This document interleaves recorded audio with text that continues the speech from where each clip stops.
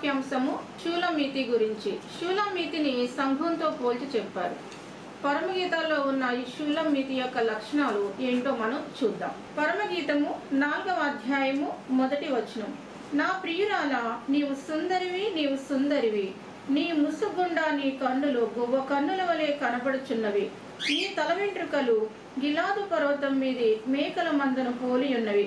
ఇక్కడ లేఖనంలో ఏమని ఉందంటే షూలమీతి యొక్క కన్నులు గువ్వ కన్నులని చెప్తున్నారు. ఈ యొక్క పరమగీతాన్ని సొలొమోను మహారాజు రచించాడు. 2900 సంవత్సరాల క్రితం రచించాడు, యేసు ప్రభుకు ముందు కాలము. అయితే అప్పటి నుంచి ఇప్పటి వరకు కూడా ఈ పరమగీతాలు మించిన గీతాలు రాయలేకపోయారు. ఇవి పరిశుద్ధమైన గీతాలు, పవిత్రమైన గీతాలు, దేవుని స్తుతించే గీతాలు, ఆత్మీయ పరమార్థం ఇమిడి ఉన్న గీతాలు. ఈ గీతాలన్నీ కూడా మనకి ఏం తెలియజేస్తున్నాయంటే దేవుని ప్రేమ సంఘం వేళ ఏ విధంగా ఉంది, సంఘము కూడా దేవుని ఎలా ప్రేమించాలి అనేది మనకి తెలుస్తుంది. సొలొమోను మహారాజ్ స్థానములో యెషువ మెస్సియా అనగా యేసు క్రీస్తు వారు, షూలమీతి స్థానములో సంఘము మనం పోల్చి చూసినట్లయితే చాలా ఆత్మీయ అర్థాలు మనకి తెలుస్తాయి. ఇక్కడ ఏం చెప్తున్నాడంటే నీ ముసుగుండా నీ కన్నులు గువ్వ కన్నుల వలె కనబడుచున్నవి అంటున్నాడు. షూలమీతి యొక్క కన్నులు గువ్వ కన్నులు అన్నారు. ఆమె చాలా నల్లగా ఉంటుంది. ఆ యొక్క షూలమీ ప్రాంతానికి చెందింది. ఇథియోపియా ప్రాంతం నుంచి అనగా కూషు దేశాన్ని నుంచి వలస వచ్చింది. ఈమె యొక్క జీవితాన్ని చూసినట్లయితే ఈమె యూదురాలు కాదు, ఈమె జాతి వేరు, ఈమె శరీర వర్ణము వేరు. ఎంతో సౌందర్యవంతుడైన సొలొమోను మహారాజు ఈమె మీద ఈ యొక్క గీతాలన్నీ కూడా వ్రాస్తాడు. కానీ ఇప్పుడు అది కాదు మనకి అవసరమైంది. యేసు ప్రభుకి సంఘానికి ఉన్న సంబంధం ఏంటి అనేది మనము తెలుసుకోవాలి. ఎందుకు షూలమీతి కన్నులు గువ్వ కన్నులు అని చెప్తున్నాడు? గువ్వకున్న లక్షణాలు ఏంటి మనం చూస్తే యెషయా గ్రంథము 38వ అధ్యాయము 14వ వచనం. మంగలి కత్తి పెట్టవలెను, ఓది కొరుకు వలెను నేను కిచకిచలాడితిని, గువ్వ వలె మూల్గితిని. గువ్వ మూలుగుతుంది. గువ్వ లక్షణం ఏంటంటే మూల్గడం. గువ్వ కళ్ళల్లో ఎప్పుడు కూడా ఏముంటుందంటే కన్నీరు అనేది ఉంటుంది. ఈ గువ్వ గురించి బైబిల్ గ్రంథం కొన్ని విషయాలు మనకి తెలియచేసింది. ఇదే యెషయా గ్రంథంలో 58వ అధ్యాయము 11వ వచనము. మేమందరము ఎలుగుబంట్ల వలె బొబ్బరించుచున్నాము, గువ్వల వలె దుఃఖరము చేయుచున్నాము. గువ్వకున్న లక్షణం ఏంటంటే దుఃఖరవము చేయుట, దాని కళ్ళల్లో కన్నీరు ఎల్లవేళ ఉండుట దాని యొక్క లక్షణం. మూల్గుట, దుఃఖరవము చేయుట, ఈ 2 లక్షణాలు గువ్వకి ఉంటాయి. ఈ గువ్వ లక్షణాలు షూలమీతిలో ఉన్నాయి. గువ్వకున్న లక్షణం ఏంటంటే తన రెక్కల్ని చాలా వేగంగా కదిలిస్తూ ప్రళయ గాలుల్లో కూడా ఎగురుతుంది, సుడి గాలుల్లో కూడా ఎగురుతుంది. భయంకరమైన ఈ యొక్క తుఫాన్లు వచ్చినప్పుడు కూడా వేగంగా వీచే గాలిలో కూడా గువ్వ రెక్కలు టపటపలు ఆడిస్తూ పైకి వెళ్ళిపోద్ది ఆకాశంలో, మళ్ళా క్రిందికి వస్తుంది, మేఘాలకు వెళ్తుంది, మళ్ళా క్రిందికి వస్తుంది. అంటే గువ్వ లక్షణం ఏంటంటే తన యొక్క రెక్కల్లో ఉన్న శక్తితోటి సుడిగాలుల్లో కూడా దూసుకుపోద్ది. క్రైస్తవ జీవితంలో సుడిగాలులు పెనుగాలులు ఉంటాయి. ఆ సుడిగాలు పెనుగాలు వచ్చినప్పుడు ఈ గువ్వ యొక్క లక్షణాన్ని కలిగి ఉండాలి. వాటిని తప్పించుకుని దావీదు మహారాజులాగా మరి వెళ్ళాలి. మన రెక్కల్లో బలాన్ని ఇచ్చేవాడు దేవుడే. ఆ చిన్న పక్షి గువ్వకి అంత బలాన్ని దేవుడు అనుగ్రహింపచేశాడు. ప్రాచీన గ్రీకు భాషలో ఈ గువ్వని పెర్స్ట్రా అని చెప్పేసి అంటారు. పెర్స్ట్రా. రోమా పత్రిక 8వ అధ్యాయము 26వ వచనము. అటువలే ఆత్మయు మన బలహీనతను చూచి సహాయం చేయుచున్నాడు. ఏలయనగా మనం యుక్తముగా ఎలాగూ ప్రార్థన చేయవాలో మనకు తెలియదు, కానీ ఉచ్చరింప సఖ్యము కాని మూలుగులతో ఆ ఆత్మ తానే మన పక్షముగా విజ్ఞాపనము చేయుచున్నాడు. ఉచ్చరింప సఖ్యంగాని మూలుగులతో ఆత్మ మానవుల పక్షంగా, తన ప్రజల పక్షంగా, పరిశుద్ధుల పక్షంగా విజ్ఞాపన చేస్తున్నాడు అని ఉంది. అంటే మూలుగులు దేన్ని సూచిస్తున్నాయి? యేసు ప్రభు వారు కూడా మూలుగుతున్నాడు. ఎవరి కోసం? మానవాళి కోసం, తన జనుల కోసం, తన ప్రజల కోసం మూలుగుతున్నాడు గోవలే. కాబట్టి సంఘం ఏ లక్షణాన్ని కలిగి ఉండాలంటే మూల్గుట, దుఃఖరము చేయుట, దేశము కోసము, సమాజం కోసము, రాజుల కోసము, కుటుంబాల కోసం దుఃఖరము చేయుట అనే లక్షణాన్ని కలిగి ఉండాలి. ఈ అంటి కాలాల్లో ఈ లక్షణం చాలా అవసరం. మణిపూర్ ప్రజల కోసం గోవలే మోల్గాలి. ప్రపంచ దేశాల్లో ఎక్కడైతే క్రైస్తవులు హింస అనుభవిస్తున్నారో వారి కోసం మిగిలిన ప్రాంతాల్లో ప్రజలు గోవల వలె మోల్గాలి, గోవల వలె దుఃఖరము చేయాలి. అది సంఘం యొక్క లక్షణం. ఆ లక్షణ షూలమీతి కలిగి ఉంది. ఇశ్రాయేలు తమ పిల్లలకి రోదన విద్య నేర్పుతారు, అంగలార్పు విద్య నేర్పుతారు. ఇప్పుడు BA BED లేదా MA డాక్టర్ చదవడం ఇవన్నీ చదువుతున్నారు. అది కూడా విద్య. ఏడ్చి ప్రార్థన చేయడం, రోధించడం ఇతరుల కోసం దేవుని సన్నిధిలో ఇది ఒక విద్య. ఈ విద్యను పిల్లలకి నేర్పాలని లేఖనము తెలియజేస్తుంది. మరి పరమగీతలో ఉన్న షూలమీతి యొక్క కళ్ళు గువ్వ కళ్ళు అంటే ఆమె విజ్ఞాపం చేసే కళ్ళు కలిగి ఉంది, దుఃఖరం చేసే కళ్ళు కలిగి ఉంది, మూలుగే యొక్క ఆత్మను తాను కలిగి ఉందని అర్థం. నీ తల వెంట్రుకలు గిలాదు పర్వతం మీది మేకల మందను పోలి ఉన్నవి. తల వెంట్రుకల్ని దేంతో పోలుస్తున్నారంటే గిలాదు కొండ మీద ఉన్న మేకల మందతో పోలుస్తున్నారు. గిలాదు కొండ గురించి చూద్దాం. గిలాద్ అంటే అర్థం ఏంటంటే ఎండ్యూరింగ్ రాక్, సహించే శిల అని అర్థం. గ్రేట్ ఎండ్యూరెన్స్ అంటే భరించే శిల అని అర్థం.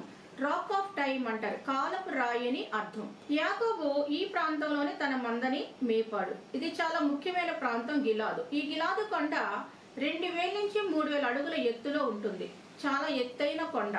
దీన్ని హెబ్రీ భాషలో కరాక్ అని పిలుస్తారు. కరాక్ అంటే ఈ యొక్క గిలాదు కొండ ప్రాంతమే. ఆదికాండం 31వ అధ్యాయము 25వ వచనము. లాబాను యాకోబును కలుసుకొనెను. యాకోబు తన గుడారము ఆ కొండ మీద వేసుకొని ఉండెను. లాబాను తన బంధువులతో గిలాదు కొండ మీద గుడారము వేసుకొనెను. ఈ యొక్క లాబాను తర్వాత యాకోబు కలుసుకున్న ప్రదేశం ఈ యొక్క గిలాదు కొండ వద్దే ఉన్నది. గిలాదు కొండ మీద లాబాను తన గుడారాన్ని వేసుకున్నాడని వాక్యం మనకి తెలియజేస్తుంది. ఈ గిలాదు కొండ ఆది కాండము నుంచి చూస్తే బైబిల్లో చాలా సందర్భాల్లో మనకు కనిపిస్తుంది. ఈ కొండ దగ్గర చాలా సంఘటనలు జరిగినాయి. పిస్గా కొండ, అబారిం కొండ, పేయూరు ఈ 3 ప్రాంతాలు కూడా ఇంచుమించు కలిసే ఉంటాయి. ఒక్కో భాగాన్ని ఒక విధంగా పిలుస్తూ ఉంటారు. అయితే ఈ కొండ మీద మేకలు ఉంటాయి. ఆ మేకల గురించి చెప్తున్నాడు అనమాట. ఈ గిలాదు ప్రాంతంలో మేసే కొండల గురించి, ఆ కొండల మీద ఉన్న మేకల గురించి, ఆ మేక యొక్క తల వెంట్రుకల్లాగానే తల వెంట్రుకలు ఉన్నాయని మాట్లాడుతున్నాడు. కీర్తన 104 18వ వచనము. గొప్ప కొండలు కొండ మేకలకు ఉనికి పట్లు. గొప్ప కొండలు కొండ మేకలకు ఉనికి పట్లు. గొప్ప కొండ ఏది? గిలాదు. ఇది దేనికి ఉనికి పట్టుగా ఉంది? ఇక్కడ ఏమి నివసిస్తాయి? కొండ మేకలు నివసిస్తాయి. ఈ మైదాన ప్రాంతం మేకల గురించి మాట్లాడలేదు. ఈ మైదాన ప్రాంత మేక లక్షణం వేరు, కొండ ప్రాంత మేక లక్షణం వేరు. ఇశ్రాయేల్ దేశంలో ఈ గిలాదు ప్రాంతంలో ఉన్న ఈ పాలస్తీనా పరిసర ప్రాంతంలో ఉన్న కొండ మేకల యొక్క పరిస్థితి వేరు, వాటి జీవన విధానం వేరు. మొదటి సమూయేలు గ్రంథం 24వ అధ్యాయము 2వ వచనం. అప్పుడు సౌలు ఇశ్రాయేల్ అందరిలో నుండి 3000 మందిని ఏర్పరచుకుని వచ్చి కొండ మేకలకు వాసములకు శిలా పర్వతముల మీద దావీదును అతని జనులను వెదుకుడికై బయలుదేరెను. కొండ మేకలకు నివాస స్థలం ఏంటంటే ఈ శిలా పర్వతాలు. ఈ శిలా పర్వతాల్లో ఇవి ఉంటాయి. ఎత్తైన శిలా పర్వతాలు నిటారుగా ఎక్కుతాయి. అంటే మనుషులు ఎక్కలేరు. అలాగా తిన్నగా తాడి చెట్టుని తిన్నగా మనుషులు ఎక్కాలంటే కాళ్ళకి బంధాలు వేసుకుని ఎక్కుతారు. ఇది కొండ 2000 నుంచి 3000 అడుగులు ఎత్తునుండే కొండ. తిన్నగా ఉంటది, శిలలతో నిండి ఉంటది. ఆ తిన్నగా ఉన్న కొండని తిన్నగా ఇవి ఎక్కుతాయి అనమాట. అది ఆశ్చర్యకరం. అసలు పడిపోవాలి కానీ పడిపోవు. అంత ఎత్తున కొండ మేక అంత తిన్నగా ఉన్న రాళ్ల మించి అన్ని 1000 అడుగులు ఎక్కగలదు. అంత సామర్థ్యం ఆ కొండ మేకకి ఉంది. కొండ మేకని జాహ్లా అంటారు ఈ యొక్క హెబ్రీ భాషలో. జాహెల్, జాహ్లా, యాయల్ అంటే అర్థం ఏంటంటే కొండ మేక అని అర్థం. కొండ మేకకి ఉన్న సామర్థ్యం గురించి బైబిల్ గ్రంథం చాలా విషయాలు తెలియచేస్తుంది. ఇక్కడ కూడా షూలమీతి గురించి ఇక్కడ చెప్తూ ఇక్కడ వర్ణంలో ఏముంది అంటే గిలాదు పర్వతం మీద మేకల మందలాగా ఉన్నాయి నీ తల వెంట్రుకలు. ఆ గిలాదు కొండ ఎక్కే మేకల మంద తల వెంట్రుకల గురించి మాట్లాడుతున్నాడు. ఎందుకు ఈ మేక గురించి చెప్పాడంటే ఇవి ఇశ్రాయేల్ దేశం ఎడారిలో నివసిస్తూ ఉంటాయి. ఇవి దేనికంటే ఒక దానికి సూచన. దేనికంటే ఎలాంటి వాతావరణ పరిస్థితులను తట్టుకోగలవు, బ్రతకగలవు, మనుగడ సాగించగలవు. అలాగే అన్ని వాతావరణంలో కూడా విజయవంతంగా ఇవి ఏం చేస్తాయంటే ప్రయాణము చేయగలవు. వీటి రంగు పాలస్తీనలు అయితే నల్లగా ఉంటాయి కొండ మేకల రంగు, కానీ కొన్ని ప్రాంతాల్లో కొండ మేకల రంగు తెల్లగా ఉంటాయి. ఇక్కడ పరమగీతలు తల వెంట్రుక గురించి చెప్తూ మేకల మంద అంటే తల వెంట్రుకలు అన్నాడు. అంటే తెల్లనివి కాదు, నల్లని తల వెంట్రుకలని అర్థం అనమాట. ఈ యొక్క ఆ మేక దేని గుర్తంటే మనుషుల పాపాల్ని దాని మీదకి ట్రాన్స్ఫర్ చేసినట్టుగా వాటిని ఎత్తి మీద చేసి ప్రార్థన చేసి వదిలేసేవారు. ఆ దోషం మోసుకుని అది అడవిలోకి పోయింది ఆ మేక పూర్వకాలం.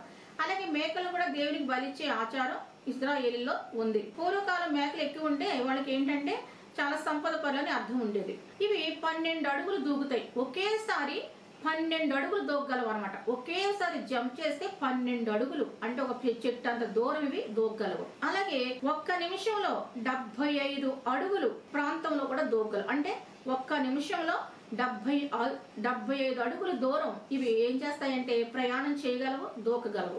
ఒక వారం మేకపిల్ల తల్లిలాగే అంత దూరం కూడా ప్రయాణం చేయగలదు. ఇవి 2000 అడుగులు ఎందుకు ఎక్కి వెళ్తాయి, 3000 అడుగులు ఎందుకు ఎక్కి వెళ్తాయి శిలా పర్వతాల మీద కంటే? అక్కడ సాల్ట్ అంటే ఉప్పు కుప్పలు, అంటే ఆ రాళ్లలో ఉప్పు అనేది ఉంటది. పిల్లలు పుట్టగానే ఆ ఉప్పుని ఏం చేస్తాయంటే నాలుగుతో నాకుతా ఉంటాయి. అందులో మినరల్స్ అన్ని దీని బాడీలోకి వెళ్తాయి. రోగం రాకుండా, జబ్బు రాకుండా ఆ ఉప్పు రాయిని వీటివి నాకగానే అందులోని మినరల్స్ వీటి శరీరంలోకి ప్రవేశించి మంచి పోషకాలుగా మారుతాయి. వీటి తల వెంట్రుల గురించి మాట్లాడతాడు కదా, వీటి తల చాలా తెలివైంది, చాలా కుతూహలం కలిగినవి. అలాగే ఏదైనా అన్వేషించే శక్తి వీటికి ఉంది. ఒక మేకతో ఇంకో మేక చాలా చక్కగా మాట్లాడుకుంటూ ఉంటాయి. తల్లికి ఎప్పుడు కూడా ఇవి దగ్గరగా ఉంటాయి. అలాగే ఆహారం కోసం వెతుక్కుంటూ ఉంటాయి. మానసికంగా బలంగా ఉంటాయి, చాలా శక్తివంతంగా ఉంటాయి, ఒక ఉద్దేశాన్ని కలిగి ఉంటాయి, నాయకత్వ లక్షణాలు కలిగి ఉంటాయి. మరి స్ప్రింగ్ సీజన్ లో ఉప్పు కుప్పల దగ్గరికి ప్రయాణం చేస్తాం, అంత దూరం అందుకే వెళ్తాయి. చాలా యాక్టివ్ గా ఉంటాయి, డామినేటెడ్ క్యారెక్టర్ ఇవన్నీ కూడా. ఎలాంటి పరిస్థితులైనా సరే బ్యాలెన్స్ చేసుకునే లక్షణం కలిగి ఉంది. ఇప్పుడు చెప్తున్నాడు, నీ తల వెంట్రుకలు గిలాదు పర్వతం మీద మేకల మందను పోలి ఉన్నవంటే ఈ మేకల మందల లక్షణాలు మనం కలిగి ఉండాలి. ఈ మేకల మందలో ఉన్న ఈ మానసిక సామర్థ్యాన్ని మనం పొందుకొని ఉండాలి. ఈ మేకల మందలో ఉన్న ఆ యొక్క సామూహిక ఐక్యతని కలిగి ఉండాలి. ఇవి రోగాన్ని తగ్గించుకోవడానికి ఉప్పు కుప్పల దగ్గరికి 2000 అడుగుల దూరం ప్రయాణం చేస్తూ ఉంటాయి. అంటే మన సువార్త ప్రయాణంలో మనము కూడా దేవుని నుంచి బలాన్ని పొందాలి, జీవాహారాన్ని పొందుకోవాలి, శ్రేష్టమైన ఆత్మీయ ఆహారాన్ని పొందుకోవాలి. కాబట్టి ఈ మేకల మందకున్న లక్షణాలు షూలమీతిలో ఉండాలి, సంఘంలో ఉండాలి. సంఘము కూడా అంతే ఈ కొండ మేక లక్షణాన్ని కలిగి ఉండాలి. ఇవి చాలా ఆశ్చర్యకరమైన, చాలా శక్తివంతమైన మేధా సంపత్తి గల జీవులు కొండ మేకలు. ఆ కాళ్ళ గిట్టలు ఎలా బ్యాలెన్స్ చేస్తూ, అది రోడ్డు కాదు వెళ్ళడానికి, రాళ్ళు శిలలో స్ట్రైట్ గా ఉంటాయి, తిన్నగా ఉంటాయి. ఇలా తిన్నగా ఉన్నదాన్ని ఇలా ఎక్కుంటూ వెళ్తాయి. అది ఎంత కష్టమో ఆ యొక్క ప్రయాణం అనేది. అంత అద్భుతంగా తమ జీవన ప్రయాణం సాగిస్తూ ఉంటాయి. మనం కూడా కష్టాలు, కన్నీళ్లు, దుఃఖాలు, బాధలు వచ్చినప్పుడు ఈ కొండ మేకాలికి ఎంత సామర్థ్యం ఉందో, ఆ మెదడుకి ఎంత సామర్థ్యం ఉందో అలా ఉండాలి. ఏ కొండ మేక ఆత్మహత్య చేసుకోదు, ఏ కొండ మేక బలిదానం చేసుకోదు, ఏ కొండ మేక సమస్యల నుంచి పారిపోదు. మనుషులే ఆత్మహత్యలు చేసుకుంటూ ఉంటారు. కాబట్టి దేవుడి జంతువుల నుంచి కొన్ని లక్షణాలు నేర్చుకోవాలని చెప్పేసి కొండ మేక గురించి వ్రాయించాడు. తర్వాత నీ పలువరుస కత్తెర వేయబడినవియు అంటున్నాడు. పలువరుస అంటే పళ్ళు. ఈ పళ్ళు కత్తెర వేయబడ్డారు. ఎవరు పళ్ళు కత్తిరితో కత్తిరించుకోరు. పిప్పళ్ళు వస్తే తీయించుకుంటారు అంతే. గోడు కత్తిరించుకున్నట్టు పళ్ళు కత్తిరించుకోరు. మరి నీ పలువరుస కత్తెర వేయబడి ఎందుకు చెప్తున్నాడు చూద్దాం. పేతురు రాసిన మొదటి పత్రిక 2వ అధ్యాయము 3వ వచనము. క్రొత్తగా జన్మించిన శిశువులను పోలిన వారే నిర్మలమైన వాక్యముల పాల వలన రక్షణ విషయంలో ఎదుగు నిమిత్తము ఆ పాలను అపేక్షించుడి అని మాట్లాడుతున్నాడు. వాక్యం అనే పాలు, నిర్మలమైన వాక్యం అనే పాలు తాగాలి. ఆ పాలు తాగితే రక్షణ విషయంలో ఎదుగుతారు, ఆత్మీయంగా ఎదుగుతారు. ఆ పాలను అపేక్షించుడి, ఆ పాలను కోరుకొనిడి అని చెప్తున్నాడు. అంటే ఇక్కడ అర్థం ఏంటంటే కత్తెర వేయబడినవి, నీ పలువరుస కత్తెర వేయబడినవి అంటే మన యొక్క నోటి మాటలు కత్తెర వేయబడి రక్షణలో ఎదగాలి. అది మన రక్షణలో ఎదుగుతున్నామంటే ఏంటంటే ఎలా పడితే అలా మాట్లాడడానికి వీళ్ళు, బూతులు, సరసోక్తులు, పోకిరి మాటలు, అబద్ధములు మాట్లాడడానికి వీళ్ళు కత్తెర వేయబడాలి. ఆ బూతులకి, అబద్ధాలకి, అన్నిటికి కూడా. కాబట్టి కత్తెర వేయబడిన పళ్ళు, శుభ్రం చేయబడిన పళ్ళు, పాలు తాగే పళ్ళు, నీటిగా ఉన్న పళ్ళు, దేవుని వాక్యం అనే పాలు తాగే పళ్ళు కావాలి. అందుకే నీ పలువరుస కత్తెర వేయబడిందని చెప్తున్నాడు. క్రైస్తవులు ఇష్టానుసారంగా మాట్లాడడానికి లేదు, జగడగొండి వారుగా ఉండటానికి వీలు లేదు, కోపిష్లుగా ఉండటానికి వీలు లేదు. ఈ నోటుతో పాపం ఎంతో జరుగుద్ది, ఆ నాలుగుతో పాపం జరుగుద్ది. కాబట్టి పళ్ళు కత్తెర వేయబడినట్టుగా మన యొక్క ప్రవర్తన, మన క్రియలు కత్తెర వేయబడినట్టుగా ఉండాలని వాక్యం చెప్పింది. షూలమీతి పళ్ళు, సంఘం యొక్క పళ్ళు కత్తెర వేయబడిన పళ్ళు. అన్యులు మాట్లాడేట్టుగా మాట్లాడకూడదు, మర్యాదగా మాట్లాడాలి, దీన మనసుతో మాట్లాడాలి. ఆహారాన్ని జీర్ణం చేసుకునే శక్తి కలిగి ఉండాలి. అదే కత్తెర వేయబడిన పళ్ళు అంటే ఆహారాన్ని నమిలే శక్తి, జీవాహారాన్ని గ్రహించే శక్తి, వాక్యాన్ని జీర్ణం చేసుకునే శక్తి కావాలి. వాక్యం అందరికీ అరగదు, వాక్యం వినలేరు, వాక్యం ప్రకారం జీవించలేరు. ఈ రోజుల్లో మరి ఎన్నో వ్యూస్ వస్తూ ఉంటాయి లోక సంబంధ కార్యక్రమాలకి. దేవుని వాక్యాలు చూసేవారు చాలా తక్కువ. వాక్యాన్ని ధ్యానించాలి, వాక్యాన్ని అర్థం చేసుకునే శక్తి కలిగి ఉండాలి, జ్ఞాపకం చేసుకునే శక్తి కలిగి ఉండాలి. చిన్నపిల్లలా ఉండకూడదు. నాట్ ఇన్ ఇన్ఫాంట్ అంటే చిన్నపిల్లలు ఏం చేస్తారు, సరిగా జీర్ణం చేసుకోలేరు. అలా కాకుండా ఆ జీర్ణం చేసుకుని పళ్ళు వెలిగి వచ్చు, పళ్ళు వస్తేనే కదా కత్తిరింపు అనేది ఉంటుంది. కాబట్టి అటువంటి ఆత్మీయ శక్తి కలిగి ఉండాలని వాక్యం మనకి తెలియచేస్తుంది. ఒక పరిపక్వమైన విశ్వాసలాగా ఉండాలని. తర్వాత అంటుంది, కడుగబడి అప్పుడే పైకి వచ్చినవి ఉన్నాయి. కడగబడే అనుభవము. గొర్రె పిల్లలు కడగబడి వస్తే ఎంత శుభ్రంగా ఉంటాయో, జింక పిల్లలు కడగబడి వస్తే ఎంత ముద్దుగా ఉంటాయో, అదే విధంగా శుభ్రత కోసం మాట్లాడుతున్నాడు. ఈ శుభ్రత కడగబడే అనుభవం ఏంటో చూద్దాం. యెషయా గ్రంథం 1వ అధ్యాయము 16వ వచనం. మిమ్మును కడుగుకొనుడి, శుద్ధి చేసుకొనుడి, మీ దుష్క్రియలు నాకు కనపడకుండా వాటిని తొలగింపుడి, కీడు చేయడం మానుడి, మేలు చేయ నేర్చుకొనుడి. అంటే కడుక్కోండి, శుద్ధి చేసుకోండి, కాళ్ళు చేతులు కాదు. ఈ చెడ్డ క్రియలు లేకుండా, కీడు లేకుండా, దుర్మార్గత లేకుండా కడుక్కోండి అని చెప్తున్నాడు. అంటే శూలమితి సంఘం ఈ అనుభవాన్ని కలిగి ఉండాలి, కడగబడి ఉండాలి, క్రీస్తు రక్తముతో కడగబడి ఉండాలి, క్రీస్తు రక్తముతో శుద్ధి చేయబడి ఉండాలి. మలినమంతా పోవాలి, దుర్మార్గత అంతా పోవాలి, పులిసిన పిండంతా పోవాలి, దుష్క్రియలు, చెడ్డ క్రియలు, ఈ నరహత్యలు, ఇవన్నీ చెడ్డ క్రియలు, ఇవన్నీ కూడా పోయి ఉండాలని. అందుకే కడగబడాలని దేంతో నీళ్ళతో కాదు, క్రీస్తు రక్తంతో, గొర్రెపిల్ల రక్తంతో. అప్పుడే అవి శుద్ధి అవుతాయని వాక్యం మనకి తెలియచేస్తుంది. ఇప్పుడు గొర్రెలకి, ఈ మేక పిల్లలకి పేలు పడతాయి, చిన్న చిన్న కీటకాలు వస్తాయి. నూనె పెట్టి శుభ్రంగా వాటిని శుద్ధి చేస్తారు, క్లీన్ చేస్తారు, వాటిని శుభ్రంగా నీళ్ళతో కడుగుతారు. ఆ కడిగినప్పుడు ఆ గొర్రె బొచ్చి మీద, ఆ మేక బొచ్చి మీద ఉన్న క్రిములన్నీ పోతాయి, వైరస్, బ్యాక్టీరియా లాంటి అన్ని పోతాయి, శుభ్రంగా ఉంటాయి. కాబట్టి చాలా ముద్దుగా ఉంటాయి, చూడడానికి చక్కగా ముత్యాల్లాగా మెరుస్తూ ఉంటాయి, ప్రకాశిస్తూ ఉంటాయి, చక్కగా తడి కలిగి అందంగా ఇవి కనిపిస్తూ ఉంటాయి. కాబట్టి కడుగుబడే అనుభవాన్ని కలిగి ఉండాలి అని దేవుని వాక్యం తెలియదు. సంఘానికి, శూలమితికి ఈ కడుగబడిన అనుభవం ఉంది. బురదలో లేదు, మట్టితో లేదు, మురికితో లేదు, చూడడానికి అసహ్యంగా లేదు, ముద్దుగా చాలా చక్కగా కనిపిస్తుంది. జోడు పిల్లలు కలిగి, జోడు పిల్ల అంటే 2 పిల్లలు, మేకలు 2 పిల్లలు పెడతాయి. జోడు పిల్లలు కలిగి అంటే 2 పిల్లలు కలిగి ఉన్నాయి. ఒకళ్ళు ఇద్దరుగా మార్చబడ్డారు. ఒక ఆత్మ ఇంకొక ఆత్మను తీసుకొచ్చింది. జోడు అంటే వర్ధిల్లడం, ఫలించడం, విస్తరించడం, ఆశీర్వదించబడడం.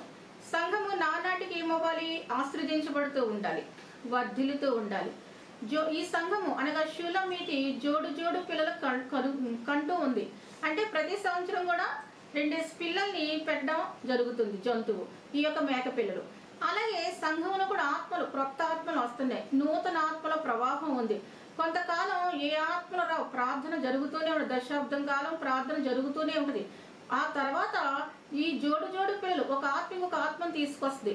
ఒక స్త్రీ ఇంకో స్త్రీని, ఒక పురుషుడు ఇంకో పురుషుని, ఒక యువకుడు ఇంకో యువకుడిని, ఒక యవనస్తుని ఇంకో యవనస్తురాలని తీసుకురావడం జరుగుతుంది. అంటే అర్థం ఏంటంటే అభివృద్ధి జరుగుతుంది. సంఘంలో ప్రతి విశ్వాసి కూడా ఇంకొక ఆత్మని సంఘానికి తీసుకుని రావాలి. ఆ సంఘ నాయకుడికి సహాయం చేయాలి. దైవజనుడిది మాత్రమే బాధ్యత కాదు, ఆత్మని సంపాదించడం అనేది సంఘానిది కూడా ఆ బాధ్యత. కాబట్టి ఈ శూలమితి ఏం చేస్తుందంటే నూతన ఆత్మల్ని తీసుకుని వస్తుంది. జోడు పిల్లలు కలిగి ఒకదానినైనా పోగొట్టుకొనక. అడవిలో కాపలాకి వెళ్ళినప్పుడు సింహాలు, చిరుతపుళ్ళు, నక్కలు, ఎలుగుబంట్లు, తోడేళ్లు వచ్చి గొర్రె పిల్లల్ని, మేక పిల్లల్ని ఎత్తుకుపోతాయి. అంటే కన్న పిల్లల్లో ఒక్క పిల్ల కూడా పోగొట్టుకోకుండా పెంచడం అనేది చాలా కష్టం. కానీ ఇక్కడ శూలమితి ఒక్క పిల్లను కూడా పోగొట్టుకోలేదు, సంఘం ఒక్క పిల్లను కూడా పోగొట్టుకోలేదు. అంటే ఆత్మని ఎత్తుకుపోయే దుష్ట శక్తులు ఉంటాయి, అబద్ధ బోధకులు ఆత్మని ఎత్తుకుపోతారు. ఈ యొక్క సింహాలు, ఈ సైతాన్ని గర్జించే సింహం ఎత్తుకుపోతా ఉంటది. కాబట్టి లేఖనం ఏం చెప్తుందంటే సర్వశక్తివంతుడు మనతో ఏం మాట్లాడుతున్నాడు అంటే సంపాదించిన ఆత్మలు దుష్టుడు చీల్చివేయకుండా చూసుకోవాలి. ఈ శూలమితి అదే పని మీద ఉంది, సంఘాన్ని ఆ విధంగా కాస్తూ ఉంది. కాబట్టి దేవునికి ఇష్టమైన లక్షణం ఏంటంటే నీకు ఇచ్చిన ఆత్మల్లో దొంగిలించే దొంగ సాతాను తిరుగుతాడు. కాబట్టి వాడి బారి నుంచి ఆత్మల్ని కాపాడుకోవాలి, సంఘం చుట్టూ కట్టుకోవాలి, ఒక కంచె వేసుకోవాలి, వాటిని సురక్షితంగా పోషించాలి, కాపాడాలి. అది సేవకుడికి ఇచ్చిన బాధ్యత. సుఖముగా ఉన్న గొర్రెల కదుపులను పోలి ఉన్నవి. గొర్రెల కదుపులు అంటే గొర్రె మందలు అన్నమాట. ఆ గొర్రె మందలు సుఖంగా ఉన్నాయంట, సురక్షితంగా ఉన్నాయట. గాఢాంధకార లోయలోనే సంచరించిన ఈ అపాయములకు నేను భయపడను. ఇలాంటి గాఢాంధకారాలు వచ్చినా కూడా పచ్చికలో మేపే దేవుడు ఉన్నాడు, శాంతిగల జలాల దగ్గర నడిపించే దేవుడు ఉన్నాడు, ప్రశాంతంగా ఉంచే దేవుడు ఉన్నాడు. దావీదు అడవుల్లో ఎంత భయంకరమైన ప్రయాణం చేసి పారిపోతున్నా కూడా అతని సురక్షితంగా దేవుడు కాపాడాడు. సుఖముగా ఉంచేలాగా ఆహారాన్ని ఇచ్చాడు. మరి మనుషుల్ని అతను రక్షించడానికి చుట్టూ మనుషుల్ని ఇచ్చాడు. దేవదూతలకు కావలి ఇచ్చాడు. బండల నుంచి ప్రవాహం ఇశ్రాయేలుకి నీళ్లు ఇచ్చాడు. ఇశ్రాయేలు ప్రయాణం సుఖవంతమైన గొర్రెల కదుపు వంటి ప్రయాణంగా మార్చాడు. యాక్చువల్ గా వారు నడుస్తూ ఉన్నప్పుడు పాదాల క్రింద మిడునాగులున్నాయి. ఆ ఇసుక దెబ్బల్లో భయంకర సర్పాలుంటాయి. కోట్ల సర్పాలున్నాయి, లెక్క పెట్టలేని సర్పాలున్నాయి, పొడపాములున్నాయి. వాటి మీద నడుచుకుంటే వాళ్ళు వెళ్ళిపోయారు. అసలు ఇశ్రాయేలు ఆ పర్వతాల మీద ఎలా నడిచారు? ముళ్ళు విరిగిపోయిన చెట్లు ఉంటాయి, ముళ్ళ చెట్లు. ఆ ముళ్ళని విరిగిపోయి అందులో ఇసుక తుఫాన్లు ఉంటాయి. అదొక భయంకరమైన సీనాయి ప్రాంత ప్రదేశం. అది నల్లటి ఇసుక కొండలు ఉంటాయి. అలాంటి ప్రాంతాల్లో ఎలా నడిచారు వాళ్ళు అంటే సురక్షితంగా నడిపించాడు ఉన్నాడు కాబట్టి, దేవుడు ఆ క్రూర జంతువులు నోరు మూయించాడు కాబట్టి పైన ఆకాశం నుంచి మంచుని మన్నాని కురిపించాడు. అలాగే వారికి బండలోంచి నీళ్ళు ఇచ్చాడు. వాళ్ళ పశువులు వాళ్ళు త్రాగి సుఖంగా ఉన్నారు. కాబట్టి సంఘము సుఖముగా ఉంచే ఆ యొక్క గొర్రెల కదుపుల కాపరి ఎవరంటే సర్వశక్తుడగు దేవుడే. సంఘము కొంతకాలం చాలా సురక్షితంగా ఉంటది. కొన్ని శ్రమలు వస్తాయి, అప్పుడు కూడా సురక్షితంగా దేవుడు ఉంచుతాడు. సురక్షితం అంటే ఏంటి? ఆత్మ దేవుని విడిచిపెట్టకుండా, ఆత్మ తప్పిపోకుండా, విశ్వాసం తప్పిపోకుండా, నమ్మిక తప్పిపోకుండా దేవుడు చూస్తాడు. ఆయన రెక్కల కింద అంటే చుట్టూ ఇసుక తుఫాను వచ్చినా కూడా తన రెక్కలు అడ్డు పెడతాడు. చుట్టూ చిత్రహింసలు వచ్చినా కూడా తన రెక్కలు అడ్డు పెడతాడు. సురక్షితంగా ఉండడం అంటే, సుఖంగా ఉండడం అంటే తిండి తిని నిద్రపోయి విశ్రాంతిగా ఉండమని కాదు. ఎలాంటి సమస్యలు వచ్చినా ఆయన రెక్కలు చాస్తాడు కాబట్టి అక్కడ మనం సురక్షితంగా ఉండి పరలోకానికి చేర్చబడతాం. పరలోకానికి చేర్చబడకుండా నరకానికి వెళ్ళేలాగా సాతాండి లోకంలో ఎన్నో ట్రాప్స్ చేశాడు. ఆ ట్రాప్స్ అన్ని కూడా తప్పించాడు ఎవరంటే దేవుడే. నీ పెదవులు ఎరుపు నూలును పోలి ఉన్నవి. ఇక్కడ షూలమ్మితిగా పెదవుల కోసం వర్ణిస్తున్నాడు. అంటే సంఘం యొక్క పెదవులు, సంఘం యొక్క పెదవులు ఎలా ఉండాలి? ఎరుపు నూలును పోలి ఉండాలని మాట్లాడుతున్నాడు. మనం వాక్యంలో చూద్దాం ఎరుపు గురించి ఎందుకు మాట్లాడుతున్నాడు అనేది. నిర్గమకాండం 26వ అధ్యాయం 1వ వచనం. మరియు నీవు 10 తెరలతో ఒక మందిరమును చేయవలెను. నీల ధూమ్ర రక్త వర్ణముల గల పేరిన సన్నపు నారతో వాటిని చిత్రకారులు పడిన కెరూబులు గల వాటిగా చేయవలను. రక్తవర్ణం అనే మాట ఇక్కడ ఉంది. ఇజ్రాయెల్ దేశంలో రక్తవర్ణానికి చాలా ప్రసిద్ధి. ఎందుకు పెదవుల్ని ఎరుపు నూలుతో పోల్చాడు? ఎరుపు నూలు కొన్న ఆ రంగు ఎలా వస్తుంది? ఆ ఎర్రటి రంగు నూలుకి ఎలా వస్తుంది? మేకలు తెల్లగా ఉంటాయి, మేకలు నల్లగా ఉంటాయి. మరి ఈ తెల్లటి వాటి మీద ఎరుపు రంగులు ఎలా వేస్తారు? ఎరుపు రంగు ఎలా వస్తాయి? ఎందుకు పెదవులు ఎరుపు రంగు గురించి మాట్లాడుతున్నాడు మనం చూద్దాం. ఈ ఎరుపు వర్ణం యేసుక్రీస్తు రక్తానికి సాదృశ్యంగా ఉంది. రెడిష్ పర్పుల్ కలర్ అంటారు. దీన్ని ఎలా తయారు చేస్తారంటే ఒక పురుగు ఉంటది, క్రిమ్సన్ పురుగు అని పురుగు ఉంటుంది. ఈ క్రిమ్సన్ వామ్ ఇజ్రాయెల్ దేశంలో, పాలస్తీనా ప్రదేశాల్లో, ఆ మెటీరియల్ సీ ప్రాంతంలో, సిరియా ప్రాంతాల్లో మనకి స్కార్లెట్ పురుగులు కనిపిస్తాయి. ఈ యొక్క స్కార్లెట్ పురుగులు వీటిని హెబ్రీ భాషలో రిన్నా అని అంటారు, తోలత్ అని కూడా అంటారు. చాలా very deep blackish red colour ఇవి స్రవిస్తూ ఉంటాయి. జీవితకాలం ఒకే ఒకసారి గర్భధారణ జరుగుతుంది, గుడ్లు పెడుద్ది, గర్భం వస్తుంది. దీనికి ఓక్ చెట్లు ఉంటాయి, ఓక్ చెట్లు. ఆ ఓక్ చెట్టుకి వెళ్ళిపోయి గర్భంతో ఉన్నప్పుడు, గుడ్లతో ఉన్నప్పుడు తన పొట్టని ఆ చెట్టు కంటించేస్తాయి. ఇంక మనం దాన్ని బయటకు తీయలేం. ఆ చెట్టు పొరల్లో, బెరడు పొరల్లో దీని గర్భంతో ఉన్న పొట్ట అంటుకుపోద్ది. దాన్ని మనం బయటకు తీస్తే చచ్చిపోద్ది. కొన్ని వేల పురుగులు ఆ సింధూర వృక్షం పైకి ఎక్కేస్తాయి. ఓకంటే సింధూర వృక్షం, సింధూర వృక్షం పైకి ఎక్కేస్తాయి. చాలా పెద్ద సింధూర వృక్షాలు ఉంటాయి, చాలా పెద్ద చెట్లు ఉంటాయి, సింధూర చెట్లు. వెళ్ళిపోయి ఒక షెల్లాగా గూడ్లా కట్టేసుకున్నట్టు అది పురుగు దానికి ఉండిపోద్ది. చాలా సెక్యూర్డ్ గా ఆ పురుగు ఉంటది అక్కడ. అయితే పిల్లలు పుట్టిన తర్వాత తల్లి శరీరాన్ని 3 రోజుల్లో తినేస్తాయి. తల్లి రక్తం తాగేస్తాయి, తల్లి శరీరం అంతా తినేస్తాయి. తల్లి వాటికి ఆహారంగా మారుతుంది. ఈ రక్తం అంతా చెట్టు మీద పడి ఆ చెట్టు బాగా పీల్చేసుకుని ఎర్రగా చెట్టు కనిపిస్తాయి. అంటే ఓక్ చెట్టు ఎర్రగా ఉండదు, కానీ దీని యొక్క క్రిమ్సన్ పురుగుల రక్తం దాని మీద పడి ఆ చెట్టు అంతా కూడా లోపలికి ఇంకిపోయి బ్లడ్ ఎర్రగా మారిపోదు. చాలా పురుగులు దీని మీద ఉంటాయి గనుక. 4వ రోజు తల్లి యొక్క తల తోక మిగులుతాయి. ఇది హృదయాకారంలో మారిపోద్ది. తల తోక హృదయాకారంలో మారిపోయి చెట్టుకు అంటుకుని ఉంటుంది. అది తెల్లటి మంచులా మారిపోద్ది. ఇదంతా కూడా దాంట్లోంచి మైనువు లాంటిది వస్తుంది, ఒక ఊలు లాంటిది వస్తుంది. చెట్టు నుంచి చూస్తే కింద పడిపోద్ది. ఒక మంచులాగా, మంచు గూడులాగా అది కింద పడిపోద్ది. దాని గూడు కింద పడిపోయిన తర్వాత ఇశ్రాయేలు బుట్టలట్టుకుని వెళ్ళి వాటిని ఏరుకుని వస్తూ ఉంటారు. దీన్ని మెడిసిన్ గా గుండుకు ఉపయోగిస్తారు. దీంట్లోంచి ఎరుపు రంగు తయారు చేస్తారు. ఈ ఎరుపు రంగే ఎరుపు నూలు మీద వేస్తారు. తెల్లటి నూలు మీద వేస్తే ఎర్రటి నూలుగా మారిపోద్ది. యూదులు ఎర్రతాడిని చాలా పవిత్రంగా భావిస్తారు. ఎరుపు నూలుని వాళ్ళ యొక్క మందిరంలో ఉంచుతారు. కాబట్టి నీ పెదవులు ఎరుపు నూలును పోలి ఉండేవంటే మందిరంలో వ్రేలాడే తెరలో ఎరుపు నూలు ఎలాగైతే ఉంటుందో, ఎర్రటి వర్ణం ఎలాగైతే ఉంటుందో, మరి గూఢచారులు ఎరుకో పట్టణానికి వెళ్ళినప్పుడు వారికి ఒక సహాయాన్ని చేస్తుంది. రహాబ్ అనే వేశ్య. ఆమె ఇంటి కిటికీకి ఎర్రటి దారం కడది. ప్రాణరక్షణ గుర్తు, యేసు ప్రభు గుర్తు. నీ ఇంట్లో యేసు ప్రభు ఉన్నప్పుడు నువ్వు గొప్ప కార్యాలు చూస్తావు. నీ ఇంట్లో యేసు ప్రభు ఉన్నప్పుడు ఆయన శక్తిని అనుభవిస్తావు. కాబట్టి లేఖనం ఏమని చెప్తుంది అంటే, ఎరుపు నూలు, పెదవులు ఎరుపు నూలు అంటే జీవాన్ని ఉచ్చరించే పెదవులు అని చెప్తుంది. వాక్యాన్ని బోధించే పెదవులు, సాక్ష్యాన్ని బోధించే పెదవులు. నీ పెదవులు ఎరుపు నూలును పోలి. శూలం మీద పెదవులు ఎరుపు నూలు అంట, ఎరుపు రంగులో ఉన్నాయి. క్రీస్తు రక్తం పెదవుల మీద కనిపిస్తుంది. ఆమె సత్య సువార్తని బోధిస్తుంది. సంఘం యొక్క లక్షణం ఏంటంటే ఎరుపు నూలును కలిగి ఉండడం, ప్రభావవంతమైన దేవుని వాక్యాన్ని బోధించడం. నీ నోరు సుందరము. షూలమితి నోరు సుందరంగా ఉందంట అంటే అందమైన నోరని కాదు అక్కడ అర్థం. ఆత్మ సంబంధమైన సౌందర్యం కోసం మాట్లాడుతున్నాడు. యెషయా గ్రంథం 88వ అధ్యాయము 4వ వచనం. మీరు కలహపడుచు, వివాదము చేయుచు, అన్యాయముగా గుద్దులాడుచు ఉపవాసం ఉందురు. మీ కంఠధ్వని పరమన వినబడినట్లుగా మీరు ఇప్పుడు ఉపవాసం ఉండరు. అటు ఉపవాసం నాకు అనుకూలమా అంటున్నాడు. నీ నోరు సుందరం అంటే ఉపవాసం ఉన్నట్టు. ఉపవాసాలు ఏం చేస్తారంట? కలహపడతారంట, వివాదాలు చేస్తారంట, గుద్దులు ఆడుకుంటారంట, అన్యాయంగా మాట్లాడతారంట, ఇతరుల గురించి దూషిస్తారట, ఇతరుల మీద నింద వేస్తారంట. నోరు చాలా చెడ్డ పనులు చేస్తుంది. ఒక చెయ్యి చేసే పని కంటే, కాలు చేసే పని కంటే నోరు చేసే పని చాలా భయంకరమైన పని. చాలా చెడ్డ మాటలు మాట్లాడుద్ది. కాబట్టి అంటున్నాడు దేవుడు, నీ నోరు సుందరం అంటే షూలమిత అలా మాట్లాడదట, సంఘం అలా మాట్లాడదట. సంఘం శాంతము కలిగి ఉంటుంది, దీన మనసు కలిగి ఉంటుంది, ప్రేమ కలిగి మాట్లాడుతుంది, జాలి గల మాటలు మాట్లాడుతుంది, దయారసాన్ని చూపిస్తుంది, కృతజ్ఞతాస్తుతులు చెల్లిస్తుంది.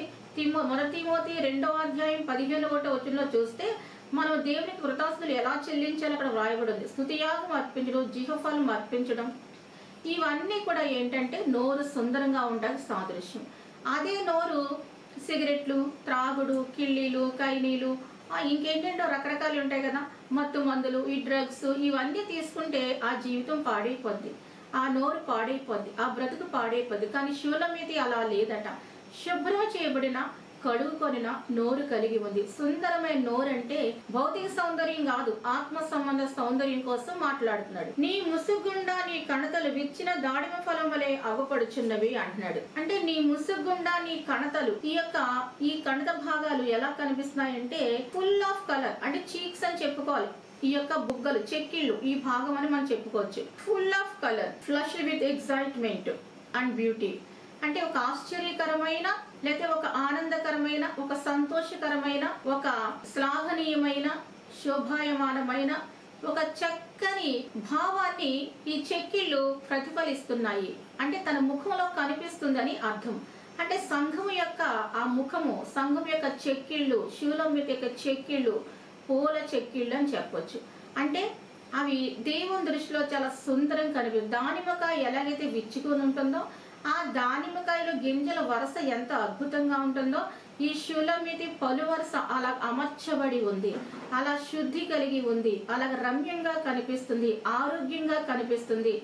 ఆ పళ్ళుకి జబ్బొస్తే పసుపు రంగులోకి వచ్చేస్తాయి, లేదా చీమ పట్టేస్తాయి, లేదా వాసన కలిగి ఉంటాయి. మేము ట్రైబల్ మినిస్ట్రీకి వెళ్తాం, గిరిజన ప్రాంతాల్లో సువార్త సేవ చేస్తాం. వాళ్ళకి స్నానం చేయడం తెలీదు, సబ్బు ఉండదు, తల స్నానం చేయడం తెలీదు, తలకి నూనె ఉండదు, తర్వాత తినడానికి తిండి ఉండదు, కడుపులు చిన్నపిల్లి ఉబ్బిపోయి ఒకలా గాలి వెళ్ళిపోయి బుడగల్లాగా కనిపిస్తూ ఉంటాయి. ఆ పొట్టలు కూడా చిన్నపిల్ల పొట్టలు చూస్తే స్త్రీలు రక్తహీనతతో ఉంటారు. ఆరోగ్యమైన శరీరం లేదు, ఆరోగ్యమైన పళ్ళు ఉండవు, పళ్ళు తోముకోవాలని వాళ్ళకి తెలియదు, పసుపుగా పట్టేసి ఉంటాయి. అలాంటి మనుషుల మధ్య పరిచయించడానికి దేవుడు పంపించారు. అలాగా ఆ ప్రాంతాల్లో, మేము గిరిజన ప్రాంతాల్లో సువార్త సేవ చేస్తున్నాం. చాలా దుర్వాసన వస్తాయి. మనకి వాళ్ళ మీద ప్రేమ ఉన్నప్పుడు ఆ దుర్వాసన మనకి తెలియదు. నన్ను చాలా మంది అంటారు, నువ్వు వీళ్ళతో కలిపి ఎలాగా సేవ చేస్తున్నావు, వాళ్ళ ప్రక్కనే కూర్చుంటావు, వాళ్ళతో మాట్లాడుతావు, నాకు చక్కగా ప్రేమిస్తా ఉంటే దేవుడు ఆ ప్రేమ వాళ్ళంటే నాకు పెట్టాడు. నేను రాజమండ్రి పట్టణంలో పుట్టి పెరిగి ఇక్కడే ఉన్నా, నన్ను సేవకు దేవుడు మారేడుమిల్లి ప్రాంతాలు, అలాగే తెలంగాణ ప్రాంతాలు, అలాగే ఒరిస్సా ప్రాంతాలు దేవుడు నన్ను పంపిస్తూ ఉంటాడు. అక్కడ ప్రజల జీవన విధానం చూస్తే వాళ్ళకి నాగరికత తెలియదు, అమాయకమైన ప్రజలు వాళ్ళు. ఇలాంటి వాళ్ళ మధ్య పరిచయం చేసి వారిని క్రీస్తు బిడ్డలుగా మార్చి వారి నోరు అంటే ఆత్మ సంబంధ నోరుగా వారిని మార్చాలి. వారి ముఖాల్లో సంతోషం ఉండదు, చాలా దుఃఖంగా ఉంటారు. స్త్రీలు కూడా బాధగా ఉంటారు, శ్రమతో కూడిన జీవితం. నాకు తెలిసి ట్రైబల్ ప్రాంతాల్లో స్త్రీలు పిల్లలు చాలా బలిపస్తులు, చాలా కష్టపడతారు. తింటాకు తిండి ఉండదు. ఒక జీలుగు చెట్టు ఉంటుంది, జీలుగు చెట్టు కళ్ళు వాళ్ళు తాగుతూ ఉంటారు. వీళ్ళ జీవితాల్లో కష్టం అనేది ఉంది. వాక్యం ద్వారా వారు దేవుని దగ్గరికి వచ్చినప్పుడు వాళ్ళ పిల్లలు బాగా చదువుకుంటారు, మంచి స్థితికి వెళ్తారు. ఎవరైతే క్రీస్తులో ఉన్నారో వారి కుటుంబాల్లో అభివృద్ధి అనేది ఉంది, ఆశీర్వాదం అనేది ఉంది. శ్రమ, హింస, చిత్రహింస ఉన్న వాళ్ళ జీవితాల్లో గొప్ప నూతన మార్పు ఉంది. ఇక్కడ చెప్తున్నాడు దేవుడు ఏంటంటే, నీ ముసుగుండా నీ కణతలు విచ్చిన దాడిమ ఫలం వలె అగపడుచున్నవి అని మాట్లాడుతున్నాడు. అంటే మన ముఖంలో భావాలు ప్రస్ఫుటంగా కనిపించాలి. ఏంటవి? ఆ సంతోషము, ఆనందము, ఆ నెమ్మది, అవన్నీ ఇచ్చే సమయం ఉంటుంది. దావీదు జీవితంలో కొంతకాలం దుఃఖం, మరి కొంతకాలం సంతోషం. కాబట్టి ప్రభు చెప్తున్నాడు ఏంటంటే, మన యొక్క జీవితంలో ఈ విధంగా దేవునికి అనుకూలంగా దానిమ్మ ఫలాల్లాగా మారిపోవాలి. దానిమ్మ ఫలాల్లాగా ఆరోగ్యంగా ఉండాలి, చూడ రమ్యంగా ఉండాలి. అంటే మన ఆత్మీయ జీవితం జయ సూచికముల నుంచుడికై దావీదు కట్టించిన గోపురముతోను 1000 డాలులను సూర్యుల కవచముల నేను వ్రేలాడు ఆ గోపురముతోను నీ కంధరం సమానం. జయ సూచికలు ఉంచడం అంటే యుద్ధానికి వెళ్ళినప్పుడు జయ సూచకం. కొన్ని రాళ్ల మీద వాళ్ళ విజయగాథలు చెక్కు ఉంచేవారు, కొన్ని స్తంభాల పైన విజయగాథలు చెక్కు ఉంచేవారు, కొన్ని గోపురాలు కట్టేవారు, కొన్ని రాతి కడ్డాలు కట్టేవారు. అదే విధంగా ఇక్కడ చెప్తున్నాడు దేవుడు ఏంటంటే నెక్, ఈ యొక్క మెడ భాగం కోసం మాట్లాడుతున్నాడు. మెడ ఎలా ఉందంటే వెరీ స్ట్రాంగ్. అంటే ఈ యొక్క జయ సూచికలు ఉంచడానికి కట్టించిన రాతి కట్టడాలాగా చాలా స్ట్రాంగ్ గా, బలంగా, విలువైనదిగా, మేలిం కలిగినదిగా, చక్కటి క్యారెక్టర్ కలిగినట్లుగా, ఒక మంచి బరువును మోసేదానిగా, అన్నిటి తట్టుకునే దానిలాగా ఈ యొక్క ఒక కట్టడంతో మెడని పోల్చి చెప్తున్నారు. మెడ స్ట్రాంగ్ గా ఉందంటే మెడ మీద శిరస్సు చాలా స్ట్రాంగ్. యేసు ప్రభుతో అతకబడింది కాబట్టి బాడీ అంతా స్ట్రాంగ్ గా ఉంటుంది. కాబట్టి మెడ నిలపలేకపోయి మెడ వంచేసుకుని మెడ విరిగిపోయిందంటే ఓడిపోయినట్టు అర్థం. కానీ మెడ నిలిపిన సంఘం ఇది. అంటే స్ట్రాంగ్ గా ఉన్న సంఘం కోసం మాట్లాడుతున్నాడు. ఈ యొక్క నెక్ పై ఉన్న తల మీద గొప్ప కిరీటాలు దేవుడు పెడతాడు. ఎప్పుడు? నిలబడిన మెడ మీద, ఒక షీల్డ్ లాగా ఉన్న మెడ మీద. అదే చెప్తున్నాడు జయ సూచికాలు. మనం సైతాన్ని గెలుస్తాం, శత్రువుని గెలుస్తాం, దేశాలని, రాజ్యాల్ని, చట్టాలని మార్చే శక్తి బైబిల్ గ్రంథంలో మనకి ఉంది. 1000 డాలులు చూడండి, ఒక డాలుతో మనిషి రక్షించుకుంటాడు. అలాంటిది 1000 డాలులు అంటే ఎంత రక్షణ! ఆ విధంగా దేవుడు చెప్తున్నాడు. శూరుల కవచములు అంటే యుద్ధానికి వెళ్ళిన వాళ్ళ దగ్గర కొన్ని కవచాలు ఉంటాయి. ఆ కవచాల మీద బాణం దిగినా వాళ్ళకి ఏమీ అనిపించదు. గుండె భాగం కవర్ చేయబడి ఉంటుంది. చేతికి గుచ్చుకున్నా పర్లేదు, గుండు గుచ్చుకుంటే చాలా ప్రమాదం, తల కళ్ళు గుచ్చుకుంటే ప్రమాదం అనేది హెల్మెట్ ఉంటుంది. కాబట్టి నీ యొక్క నెక్, నీ యొక్క మెడ ఏ విధంగా ఉండాలి అంటే స్థిరమైనదిగా, బలమైనదిగా ఉండాలి. దేవునితో అతకబడిన శరీరం కలిగి ఉండాలి అని చెప్తున్నాడు. కొన్నిటికి శిరస్సు సాతాను, సర్పం, కొంతమంది శిరస్సు క్రీస్తు. ఆ యొక్క మెడలు, ఆ యొక్క జీవన విధానాలు బలంగా ఉంటాయి.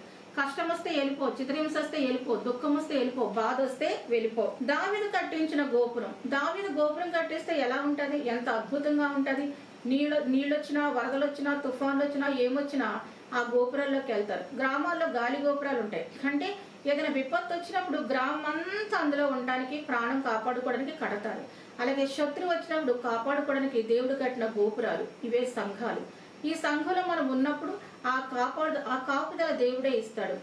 ఆ యొక్క శత్రు నుంచి దేవుడే కాపాడుతాడు. ఈ గోపురంలో మనం ఉండాలి అని చెప్తున్నాడు. కాబట్టి నీ మెడ కిందకు పడిపోవడానికి వీల్లేదు, వంచబడిపోవడానికి వీల్లేదు, విరిగిపోవడానికి వీల్లేదు. ఒక బలమైన గోపురం లాగా, కోటలాగా, డాలులాగా, ఒక మంచి కత్తిలాగా స్థిరంగా ఉండాలి అని చెప్తున్నాడు. అంటే పోరాడాలి, పోరాడే స్వభావం కలిగి ఉండాలి అని చెప్తున్నాడు. నీ ఇరుకుచములు జింక పిల్లలయ్యి తామరలో మేయు కవలను పోలి ఉన్నవి. నీ ఇరుకుచములు జింక పిల్లలయ్యి తామరలో మేయు కవలను పోలి ఉన్నవి.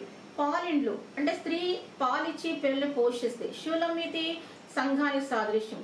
సంఘానికి పాలిచ్చి పోషించే సామర్థ్యం ఉండదు. గొడ్రాలుగా సంఘం ఉండకూడదు, జబ్బు గలదగా సంఘం ఉండకూడదు, వ్యాధి కలిగిన సంఘం ఉండకూడదు, రోగం గలగా సంఘం ఉండకూడదు, సమస్యలతో ఉన్న సంఘంగా ఉండకూడదు. ఎప్పుడు కూడా ఇంటి విరోధాలు, గొడవలు, ఇలాంటి అల్లకలతో సంఘం ఉండకూడదు. ఇక్కడ చెప్తున్నాడు పాలిచ్చి పెంచాలి. చూడండి, ఒక జింక పిల్లలు ఏ విధంగా అయితే మరి తామరలో మేస్తాయో కవల పిల్లలు, అలాగా సమృద్ధిగా పాలివ్వడం. ఒక తల్లి పిల్లకి సమృద్ధిగా పాలిచ్చే శక్తి ఎప్పుడు కలిగి ఉంటుంది? ఆహారం మంచిగా తిన్నప్పుడు, బలమైన ఆహారం తిన్నప్పుడు. నేను గిరిజన ప్రాంతాల్లో సంఘం కట్టినప్పుడు అక్కడ పిల్లల పరిస్థితి చూశాను. 12 ఏళ్ళకే పెళ్లిళ్ళు అయిపోతాయి, 14 ఏళ్ళకే పెళ్లిళ్ళు అయిపోతాయి, 30 ఏళ్ళకి మళ్ళీ ఆడ పిల్లలకి పెళ్లిళ్ళు అయిపోతాయి. చాలా బలహీనంగా ఉంటారు. మన పిల్లలాగా బొద్దుగా ముద్దుగా లావుగా పుట్టరు. సన్నగా చిన్న బొమ్మల్లా పుడతారు పిల్లలు. చాలా బలహీనంగా ఉంటారు ఆ పిల్లలు. వాళ్ళు మొత్తం బరువంతో కేజీ కూడా ఉండదు, ఒక అర కేజీ 30 కేజీ కూడా ఉండదు. సన్న కాళ్ళు, సన్న చేతులు. తల్లి కూడా చాలా సన్నగా చిన్నగా బలహీనంగా ఉంటుంది. ప్రత్యేకమైన ఆహారం ఏమి పెట్టరు. ఈ బాలింతే నీళ్లు తెచ్చుకోవాలి, బాలింతే పిల్లలు పోషించుకోవాలి. పురుషులు పెద్దగా పట్టించుకోరు కొన్ని ప్రాంతాల్లో. ఆ గిరిజన ప్రాంతాల్లో పిల్లకి పాలు ఇవ్వడానికి కూడా పిల్లలు ఉండరు. పిల్లలు కడుపులోనే చచ్చిపోతారు, కనేటప్పుడు చచ్చిపోతారు, హాస్పిటల్కి తీసుకెళ్ళడం వీళ్ళకి చచ్చిపోతారు, దారిలోనే ప్రసవం అవుద్ది, దారిలోనే చనిపోతారు. వాళ్ళని కొండల మించి కిందకు తెచ్చి 3000 అడుగులు కొండ ఎక్కి మళ్ళీ బాలింత కిందకు దిగి గర్భంతో కిందకు వచ్చి చాలా శ్రమ పడతారు వాళ్ళు. గిరిజన ప్రాంతాల్లో తల్లికి మంచి పోషకాహారం లేక పిల్లలంతా బలహీనంగా ఎదుగుతూ ఉంటారు, బలహీనంగా పుడతారు. పుట్టినోడు చాలా మంది, కొంతమంది పిల్లలు చనిపోతూ ఉంటారు. కాబట్టి అలా కాకుండా సంఘం అనేది వాక్యం అనే పాలు ఇచ్చే తల్లిగా ఉండాలి, పెంచే తల్లిగా ఉండాలి, సమృద్ధి అయిన పాలు అండి. అందుకే నీ ఇరుకొచ్చములు అంటే నీ పాలిండ్లు, పాలిచ్చే తల్లి యొక్క రొమ్ముల గురించి మాట్లాడుతున్నాడు. అవి సమృద్ధి అయిన పాలు కలిగి ఉండాలి అని చెప్తూ ఉన్నాడు. తామరలో మెయ్యాలి. ఎందులో మెయ్యాలి? తామర పూలు నుంచి ఏముంటాయి? గడ్డి ఉంటుంది, నీళ్లు ఉంటాయి. తామర నీళ్ళు లేకుండా తామర పుష్పాలు రావు కదా, గడ్డి లేకుండా ఉండదు. దాని ఒడ్డునంతా గడ్డి ఉంటుంది, పచ్చగా ఉంటుంది, నీరు ఉంటుంది. అంటే సర్వ సమృద్ధి ఉన్న చోట పిల్లలు ఎలాగైతే మేస్తున్నాయో అలాగే సంఘంలో కూడా ప్రవచనము, దర్శనము, స్వస్థతలు, మరి వాక్యము, ప్రార్థన, ఉపవాసం, ప్రేమ, దయ ఇవన్నీ ఉండి వాటి మధ్య పెరగాలి అని చెప్తున్నాడు. జింక పిల్లలు ఎంత ముద్దుగా అయితే ఉంటాయో, జింక పిల్లలు ఎంత ఆశ్చర్యకరంగా అయితే ఉంటాయో, జింక పిల్లలు ఎంత సొగసుగా ఉంటాయో, అదే విధంగా కన్న ఆత్మీయ పిల్లలు కూడా అంత జింక పిల్ల పెరగాలి. జింక ఎంత స్పీడ్గా నడుస్తుంది, ఎంత వేగంగా వెళ్తుంది. అలాగే సువార్త ప్రకటనకి వేగంగా వెళ్ళాలి.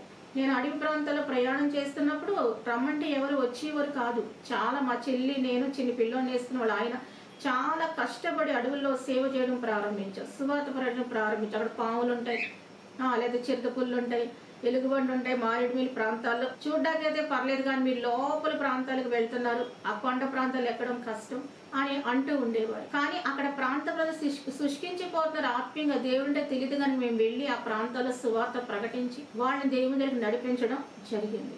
కాబట్టి జింక పిల్లలాగా వాళ్ళని చెయ్యాలి. ఇప్పుడు జీలికడ దగ్గరికి వెళ్ళిపోతారు కొంతమంది, అలా కాకుండా నీడ దగ్గరికి వచ్చి తామరలో మేసే జింక పిల్ల చెయ్యాలి. అంటే చర్చికి వచ్చి వాక్యం తినే జింక పిల్ల చేయాలి. ఆయన రక్తం త్రాగే వారిగా చెయ్యాలి, ప్రభురాజు భోజనం తీసుకునే వారిగా చెయ్యాలి. అంటే మనం ప్రార్థన చేస్తే దేవుడు ఆకర్షించుకుంటాడు. దేవుడు పిలుపున్నప్పుడు తప్పనిసరిగా వారు దేవుని దగ్గరికి వస్తారు, ఆకర్షించబడతారు. కాబట్టి షూలమీతి యొక్క లక్షణాలన్నీ కూడా ఏంటి అంటే సంఘం యొక్క లక్షణాలు. సంఘం ఎలా ఉండాలి, సంఘం ఎలా ఉండాలి అంటే గుహపిల్ల లక్షణాలు, కొండమేక లక్షణాలు, అలాగే జింక పిల్ల లక్షణాలు, అలాగే తర్వాత తామర పూల మధ్య మేసే లక్షణాలు, పాలు సమృద్ధిగా తాగే లక్షణాలు, అదే విధంగా ప్రేమను చూపించే విధంగా క్రిమిసన్ పురుగు ఏ విధంగా అయితే త్యాగం చేస్తుందో అలా త్యాగమయులుగా ఆ యేసుప్రభు త్యాగం చేసి క్రిమిసన్ పురుగులాగా రొట్టె ద్రాక్షసంగా మారాడు. తన పిల్లలే తన శరీరం తినేసినట్టుగా మన శరీరమైన రక్తము తాగుతూ మనం బలపరచబడుతున్నాం. ఇవన్నీ స్త్రీకి ఉండవలసిన లక్షణం. స్త్రీ అంటే సంఘము, సంఘానికి ఉండవలసిన లక్షణము. షూలమీతి ఇలాంటి లక్షణాన్ని కూడా కలిగి ఉంది. దేవుడి వాక్యాన్ని హృదయంలో ఫలింపచేయును గాక.